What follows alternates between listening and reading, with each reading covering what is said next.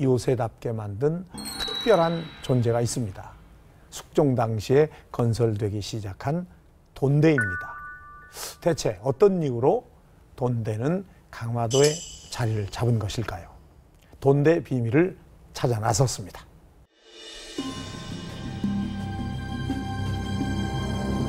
천혜의 요새, 강화도를 더욱 강력한 요새로 만든 돈대. 강화도의 해안을 촘촘하게 둘러싼 54개의 돈대는 대체 누가 어떻게 건설한 것일까? 강화도 돈대의 실체를 추적해온 강화고려 역사재단의 김낙기 박사와 함께 그 현장을 찾아갔다.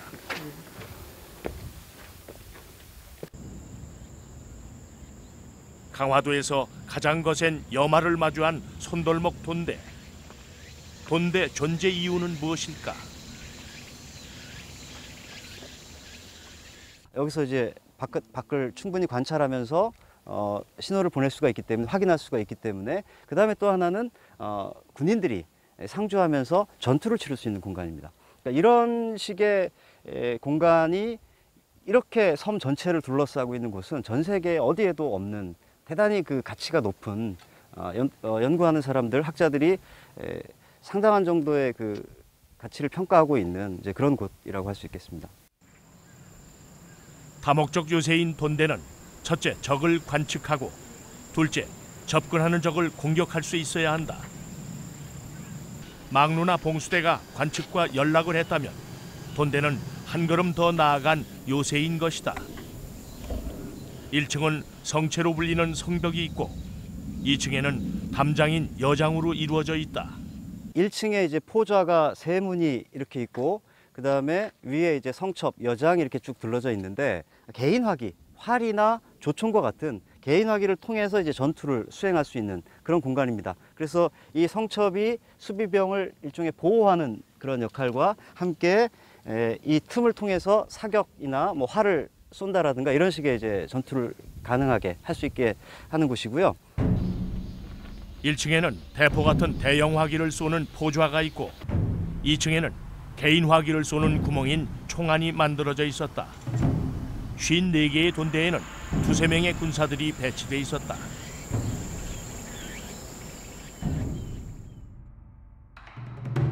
용의 머리를 닮았다 하여 이름 붙여진 용두돈대. 손돌목 돈대와 지척의 거리에 있는데 강화도 동쪽의 돈대들이 특히 가깝다. 보시면 지금 굉장히 짧은 구간인데 초지진을 거슬러서 올라온 적이 있다면 일단 덕포진하고 맞닥뜨리고, 그 다음에 바로 덕진진하고 또 맞닥뜨려서 양쪽에서 서로 가운데 적을 놓고 동시 사격이 가능한, 거기를 뚫고 온다고 해도 바로 이 용두돈대, 손돌목 돈대가 또 기다리고 있으면서 포격을 할 수 있기 때문에 상당히 그 촘촘한 어떤 그 방어의 체계를 갖추고 있다는 거를 이 용두돈대에서 한눈에 바라볼 수 있겠습니다. 강화도와 김포 사이에 여마에 나타난 적을 동시에 공격할 수 있는 체계를 갖춘 것이다. 그렇다면 깊은 갯벌이 펼쳐진 서쪽 해안의 돈대는 어떤 모습일까? 서쪽 갯벌에 위치한 사각형 모양의 망월돈대. 지반이 약한 갯벌이다 보니 돌로 바닥을 다진 후 돈대를 완성할 수 있었다. 위치도 모양도 모두 다르지만 주어진 환경을 최대한 활용한 사실이 놀라울 뿐이다.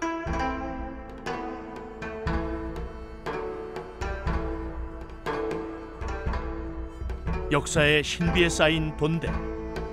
그런데 계룡 돈대에서 건축의 비밀을 풀어갈 실마리가 발견됐다.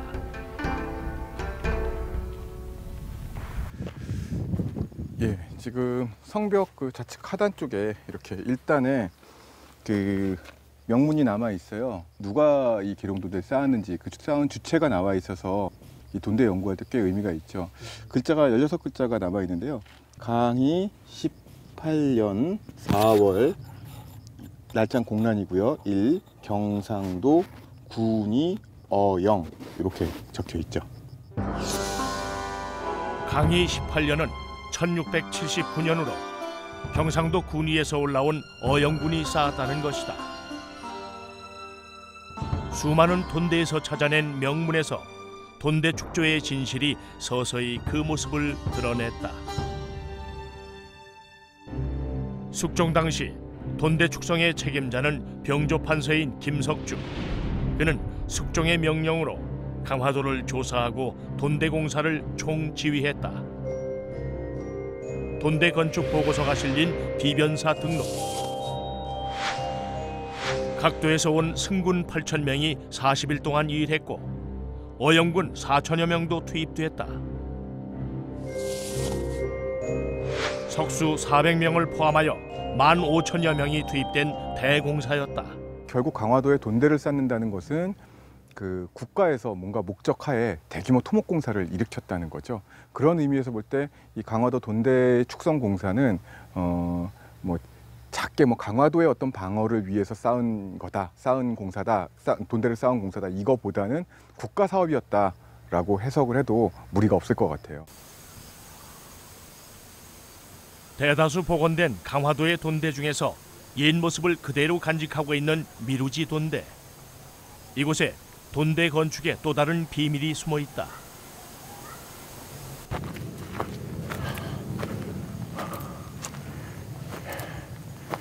예, 기와가 꽤 많네요.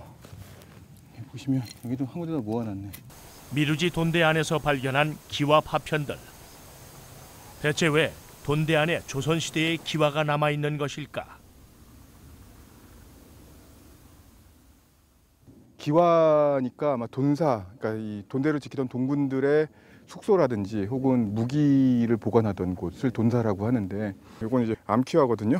암기와니까 돈사의 지붕으로 사용되었던 기와 같아요. 그러니까 이런 기와가 많다는 거는 이 일대 건물이 있었다는 얘기고요. 그럼 이제 돈사일 가능성이 큰 거죠. 지금 여장 구간이 남아 있는 곳이 이제 여기죠. 여기인데 강화도 돈대에서 여장이 이 정도 남아 있는 돈대가 많지가 않아요. 미루지 돈대의 성벽에는 병사들이 은신하여 공격하는 여장이 옛 모습 그대로 남아 있다. 2층의 여장은 얇게 쪼개지는 돌, 즉 박석을 이용해 정성스럽게 쌓았다.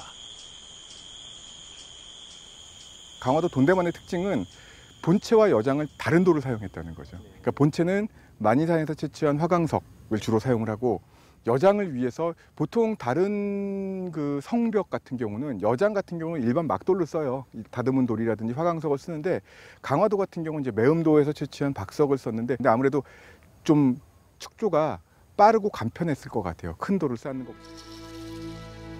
매음도의 박석을 이용해 여장을 쌓고 성벽을 완만하게 들여쌓게 했으며, 성돌의 모양이 다를 경우 자연적인 굴곡을 그대로 살리는 그랭이질을 선택했다. 돌과 돌이 서로 맞물려 마찰력이 높아지면서 더욱 견고하게 유지될 수 있었다.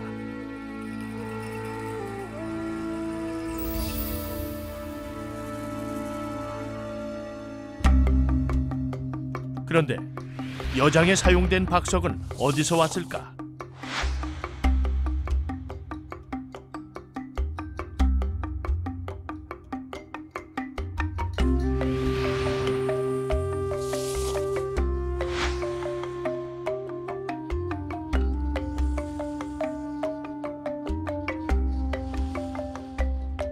매음도는 숙종 당시 간척 사업으로 인근의 성모도와 하나의 섬이 됐다. 매음도를 품고 있는 성모도를 향해 떠났다.